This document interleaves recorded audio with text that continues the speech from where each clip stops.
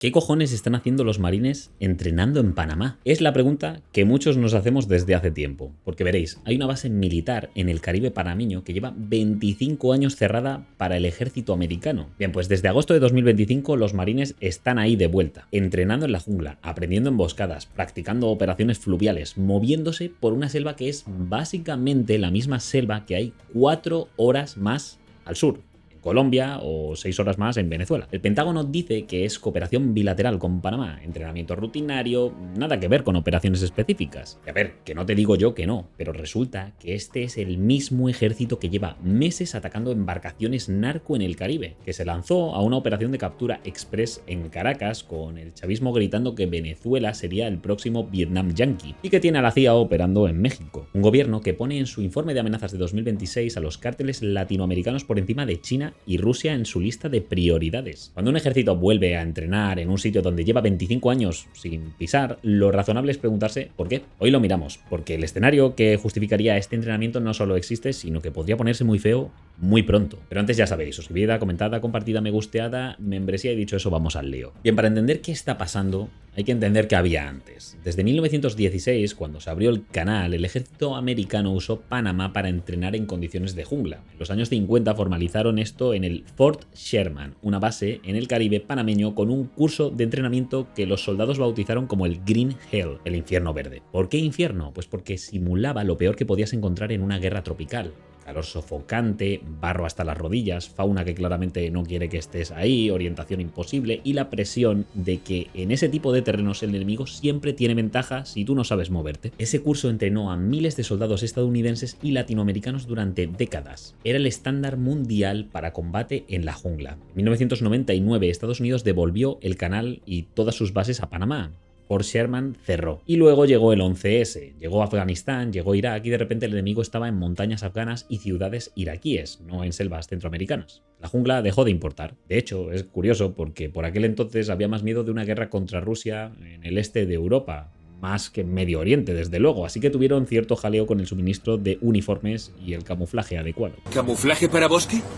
¿Alguien se ha percatado de que vamos a invadir un puto desierto? Serán gilipollas. No me jodas. Bueno, pues esta base Sherman que cerraron vuelve 25 años después. En agosto de 2025 los primeros marines llegan a la base aeronaval Cristóbal Colón, el mismo sitio donde estaba Fort Sherman. El comandante del Southcom vuela personalmente a observar el primer curso junto con el embajador americano. Y por aclarar, que ya sé que sois muy detallistas, el comandante del Comando Sur por aquel entonces era Alvin Halsey y fue el que visitó ese lugar. El jefe del Comando Sur de los Estados Unidos, Alvin Halsey, visitó este jueves el Canal de Panamá, donde fue recibido por el administrador de la vía interoceánica, Ricauter Vázquez. Pero ya, como sabéis, tuvo roces con la administración por la operación Southern Spear y su manera de parar a las narcolanchas. ¡No podéis pasar de aquí! ¡Vienos a negarnos el paso! Lánzale un aviso que le roce la oreja.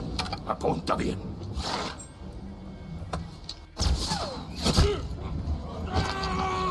¡Oh! Así se dispara, amigo. Casualmente se retiró antes de la operación contra Maduro y fue sustituido por el que tienen ahora, que es el general Francis L. Donovan. Dicho eso, los entrenamientos continúan y de hecho es justo mencionar que el anterior comandante, o sea, Halsey, era un almirante de la Marina y el actual, Donovan, es un general de los marines, que es una fuerza expedicionaria naval, anfibia y de respuesta rápida, por lo que la diferencia de especialización de ambos igual nos da una pista de por dónde van los tiros.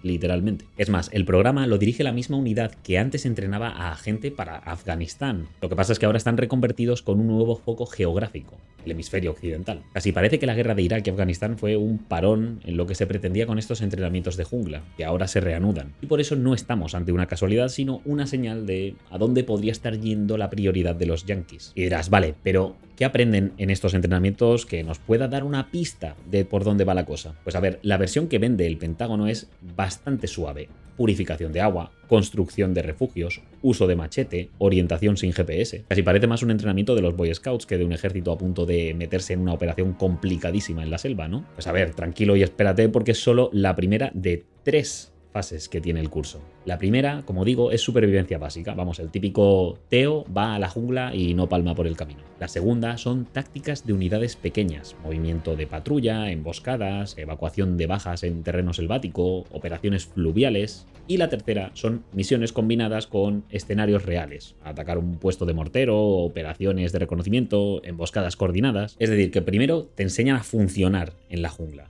Y una vez sabes funcionar en la jungla y no vas a palmarla caminando, pues te enseñan a hacer cosas que un ejército profesional debería hacer en la jungla. Y en la tercera fase, pues bueno, practican todo esto simulando un par de operaciones. Ahora sí que no estamos hablando de un curso de Boy Scouts, estamos hablando de entrenar para combatir en la jungla, con tácticas ofensivas y en un terreno muy concreto. Pero no porque Panamá vaya a explotar mañana, sino porque su selva se parece muchísimo al terreno de Colombia, Venezuela, Ecuador, el Darién, sí, que no son exactamente iguales, pero son el mismo tipo de ecosistema. Selva tropical densa, ríos, humedad, visibilidad cero, sin carreteras, sin infraestructuras. Si entrenas para moverte por la jungla panameña, sabes moverte por cualquier jungla latinoamericana. Y eso, dependiendo de lo que estés planeando, es exactamente lo que necesitas. Pero aquí vamos con lo interesante. No hace falta especular demasiado sobre para qué podría servir ese entrenamiento. El escenario ya está montado. Tal como hemos dicho, tenemos el Darién, la franja selvática entre Panamá y Colombia, que es básicamente una zona sin estado, sin carreteras, sin ley. Por ahí pasan cada año cientos de miles de migrantes, pero especialmente por ahí pasan toneladas de droga controladas por el Clan del Golfo, el cártel colombiano que domina esa ruta. Por supuesto, le sigue Colombia, un país cuyas elecciones de hecho están a la vuelta de la esquina, por cierto,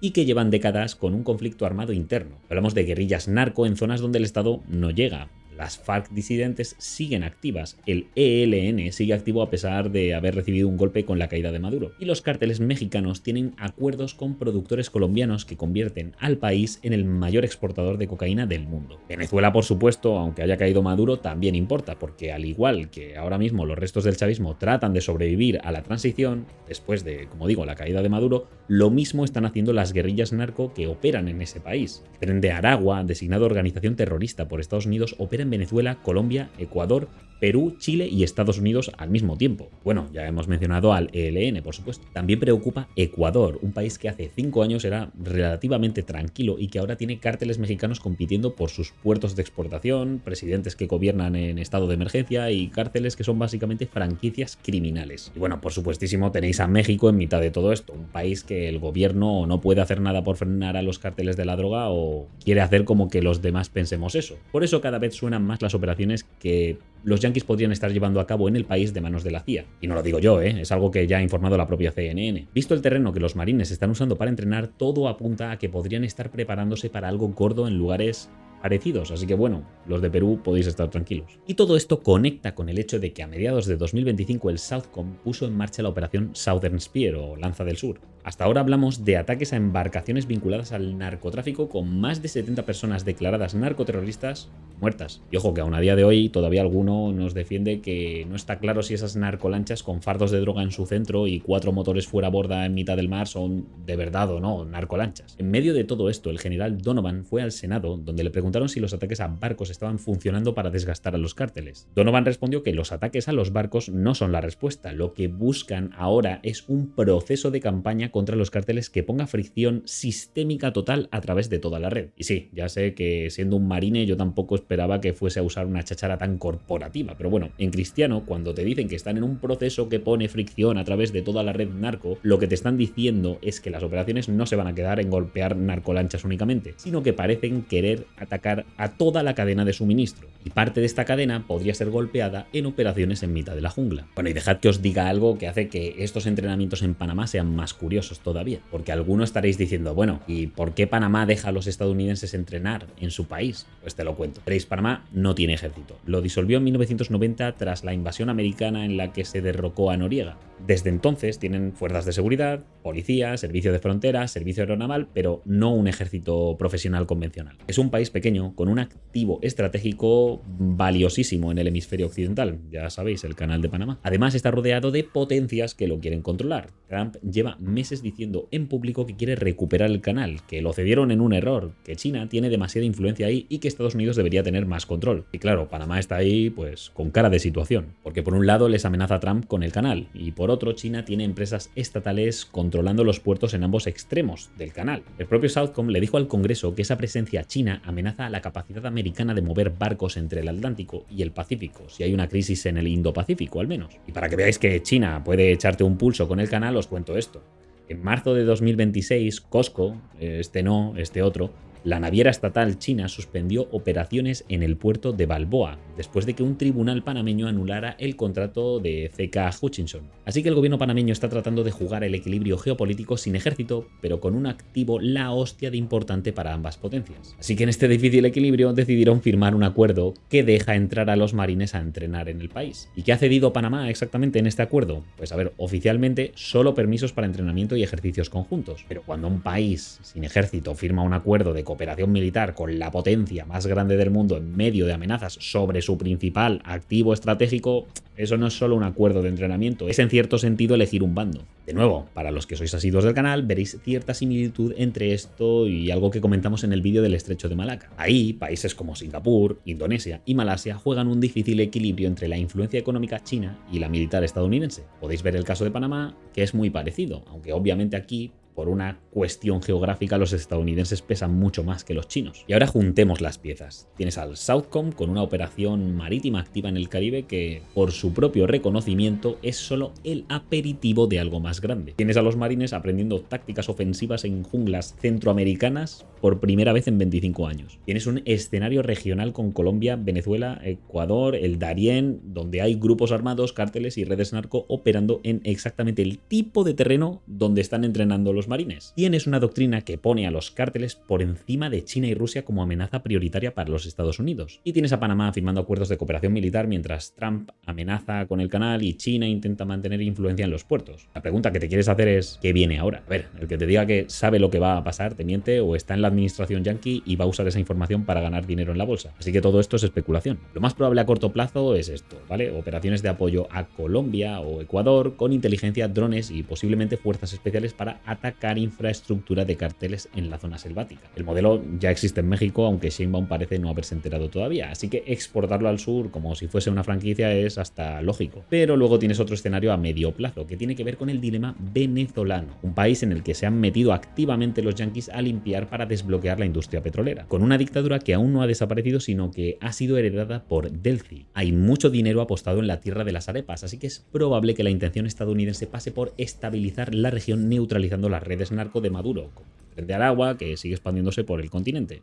Bueno, el ELN también está por ahí y tiene influencia chavista. Vamos, que alguien tiene que limpiar ahí y los yanquis están sacando la fregona y lejía. Y hay otro escenario que es que esto sea meramente presión sutil, ¿vale? Que los marines en la jungla panameña sean un mensaje a Colombia, Venezuela y Ecuador y a los propios cárteles de que Estados Unidos tiene la capacidad, la voluntad y el entrenamiento para entrar si hace falta. Y cuentan que con solo eso, sin disparar ni un tiro, pues cambian ciertos comportamientos. Pero vamos a ir cerrando. En 1999 Estados Unidos cerró Fort Sherman. Devolvió el canal a Panamá y se fue de la jungla. Durante 25 años el entrenamiento en la selva tropical quedó para las fuerzas especiales y poco más. En 2025 volvieron, con marines convencionales, con tácticas ofensivas, con el mismo sitio, con más presupuesto y más intención de escalar la situación. Y lo hicieron justo cuando el Southcom tiene una operación activa en el Caribe, cuando la CIA opera en México o cuando los cárteles están en el primer puesto de la lista de amenazas americanas, así como cuando Venezuela, Colombia y el Darién tienen exactamente el mismo tipo de terreno en el que tienes a tus marines entrenando. Puede que solo sea cooperación bilateral, puede que solo sea preparación general o puede que no pase nada, pero cuando el ejército más grande y expedicionario del mundo se pone a entrenar en la jungla, igual deberías preocuparte si por lo que sea haces algo en la jungla que sabes que a los yanquis no les gusta. Pero bueno, yo te cuento esto sin tener ni idea del asunto, así que mejor me ilustras tú en comentarios. ¿Crees que Estados Unidos está preparando operaciones terrestres en Latinoamérica o todo esto es músculo diplomático y poco más? ¿Tiene sentido que Panamá haya aceptado este acuerdo o se ha metido en un lío que no le corresponde? ¿Y cuál crees que sería el primer país donde veríamos una operación americana en tierra, si es que llega a pasar? Te leo. Suscríbete si no lo has hecho ya, considera pillar la membresía que ayuda una barbaridad al canal, echa un ojo a los vídeos para mantenerte en el debate y nos vemos en la próxima. Hasta luego.